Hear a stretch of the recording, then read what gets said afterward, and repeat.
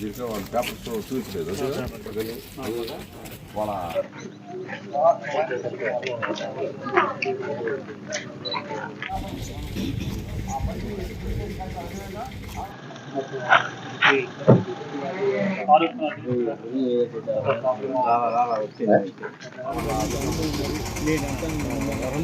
భయపడాల్సిన ఏమి లేదు. ఎందుకంటే మీకు ఎవరైతే సంఘం ఇంట్లో తీసుకుంటారో వాళ్ళని చెప్తూ ఉంటుంది, మేము వాళ్ళ గుండెల్లో నిద్రపోతాము. అదేవిధంగా అలాంటి వాళ్ళకి సమాచారం ఇస్తే మీరు మాకు చెప్పండి.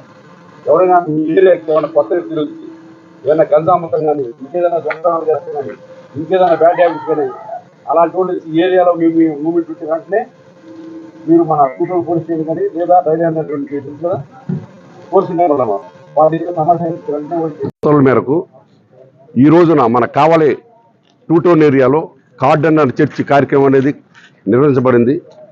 దీంట్లో భాగంగా ఏంటంటే ఈ ఏరియాలో పెంకుల ఫ్యాక్టరీ ప్రాంతంలో ఏదైతే కాలనీ ఉందో ఈ కాలనీలో కూడా డోర్ టు డోర్ మొత్తం కూడా చెక్ చేసాం. అంటే జస్ట్ సర్వే లాగా అనమాట.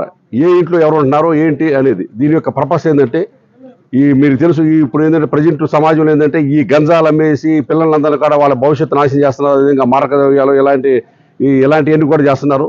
అలాంటి వాళ్ళు ఎవరైనా ఉంటే వాళ్ళని ఐడెంటిఫై చేసేసి వాళ్ళ మీద చట్టపరమైన చర్యలు తీసుకోవాలి. అదేవిధంగా రౌడీలు కానీ దొంగలు కానీ ఇలాంటి వాళ్ళు ఈ ఏరియాలో కానీ ఏమన్నా నివాసం ఉంటున్నారా, వాళ్ళ మూలన ఏమన్నా సమాజం ఏమన్నా ఇబ్బంది పడుతుంది ఇక్కడ, అలాంటివన్నీ ఐడెంటిఫై చేస్తానికి కోసం వచ్చాము.